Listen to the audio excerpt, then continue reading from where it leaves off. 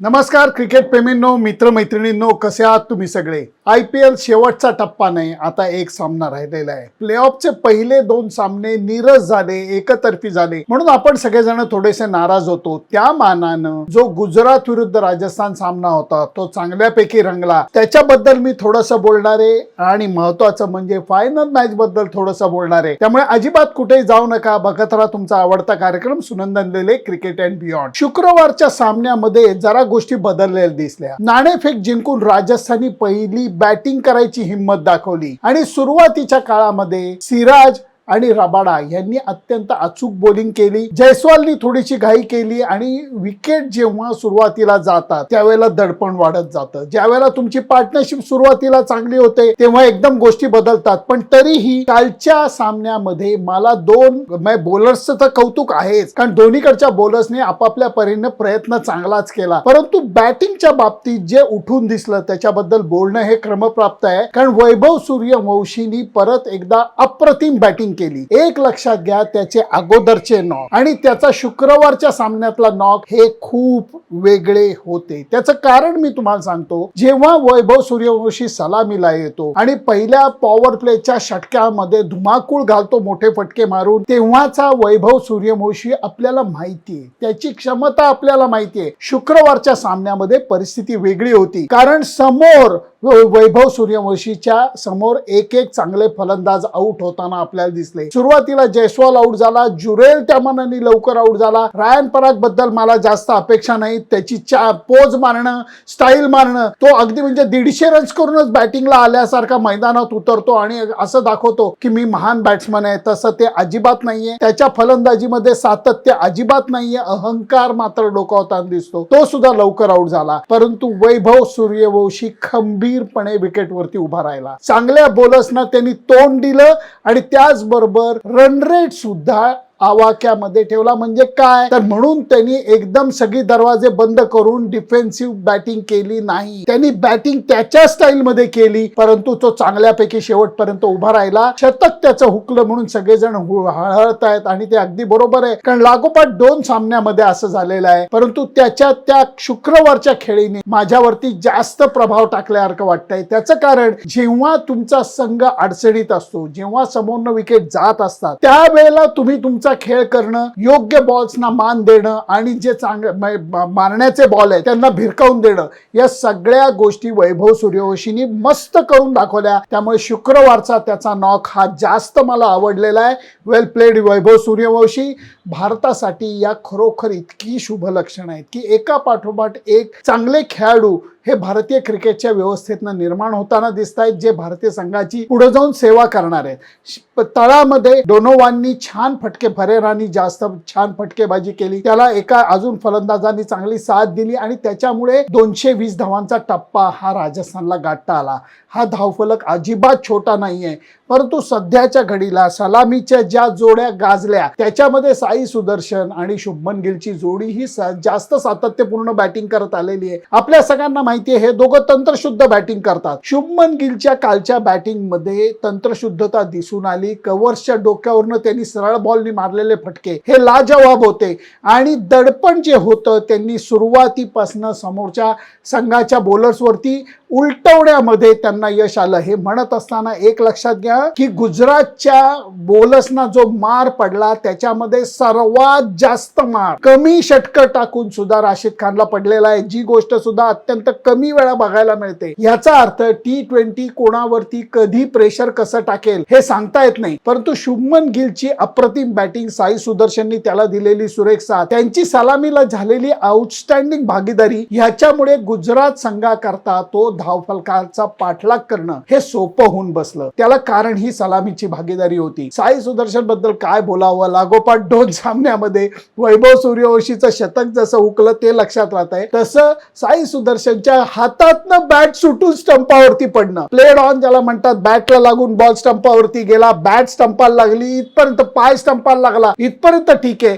परंतु हातातनं बॅट सुटून स्टंपाला जाऊन लागणं, या गोष्टी लागोपाठ 2 सामन्यात बघायला मिळाल्या. हा सुद्धा एक चमत्कारच म्हणायला लागेल. आणि नंतर मग जोस बटलरनी आणि तिवाती यांनी शांतपणे एक फिनिशिंग टच दिला आणि गुजरातचा संघ हा फायनल मध्ये आलाय. फायनल बद्दल जर का बोलायचं झालं तर 2 अव्वल संघच फायनलला आलेले आहेत. याच्या बाबतीत कुठलीही शंका असायचं कारण नाही. कारण रॉयल चॅलेंजर्स बँगलोर आणि गुजरात टायटन्स हेच असे संघ होते की ज्यांनी संपूर्ण स्पर्धेमध्ये सातत्यपूर्ण खेळ केला, कमीत कमी वेळेला नांगी टाकली, म्हणून ते फायनलला आलेले आहेत. फरक एवढाच राहणार आहे की गुजरात संघाला लागोपाठ सामने खेळायला लागले. मंगळवारी सामना खेळला, शुक्रवारी सामना खेळला, आता ते रविवारी सामना खेळणार आहे. आरसीबीचं मात्र तसं नाही आहे. मंगळवारी सामना खेळून अहमदाबादला जाऊन ते रिलॅक्स केलेलं आहे त्यांनी. थोडासा सराव करून आता रविवारच्या सामन्याकरता ते तयार होणार आहेत. हा थकावटीचा भाग, हा दमणुकीचा भाग, हा थोडासा काही प्ले करेल की काय अशी माझ्या मनात शंका येते. खास करून जेव्हा सिराज सारख्या महत्वाच्या बॉलरला बॉलिंग शोल्डरला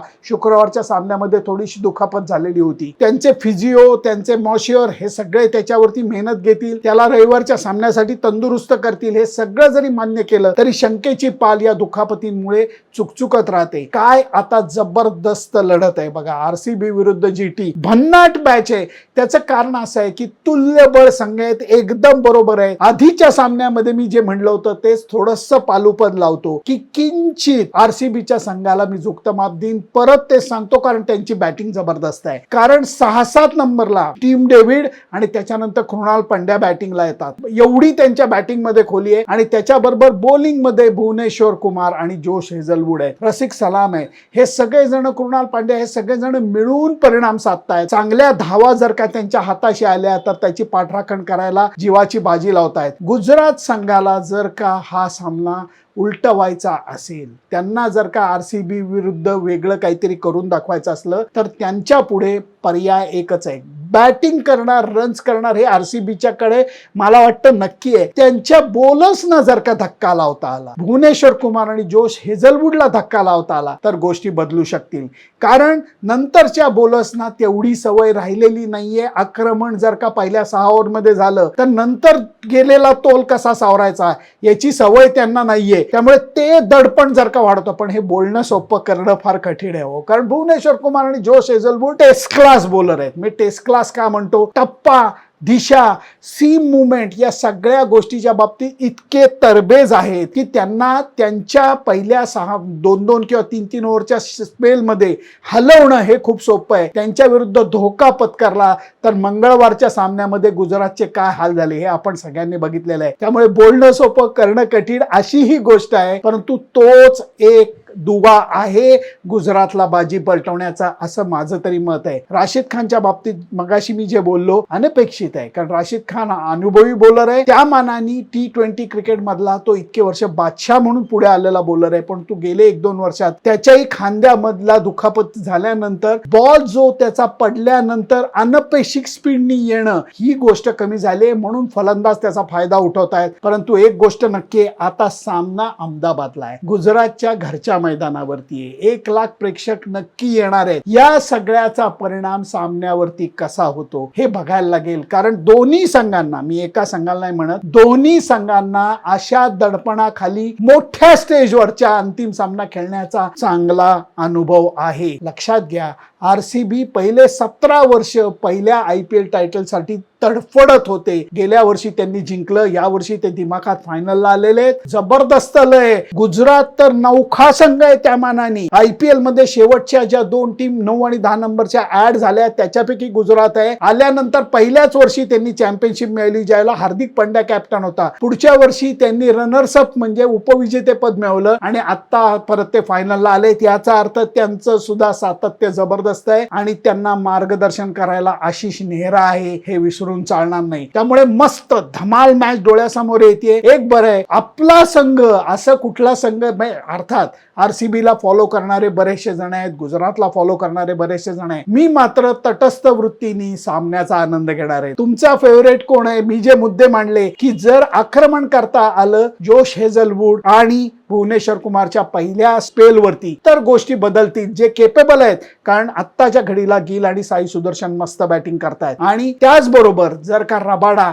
आणि त्याच्याबरोबर सिराजला सुरुवातीच्या काळामध्ये RCBला धक्का देता आला तर या सामन्यातली रंगत वाढणार आहे, नाहीतर थोडंसं झुकतं माप हे RCBला मिळणार आहे. तुमचं मत काय मत जरूर कळवा. फक्त त्याच्याकरता माझं Facebook page, Instagram account, YouTube channel like, share आणि सबस्क्राईब करायला विसरू नका. आता प्रतीक्षा आहे रविवार संध्याकाळची. Bye bye.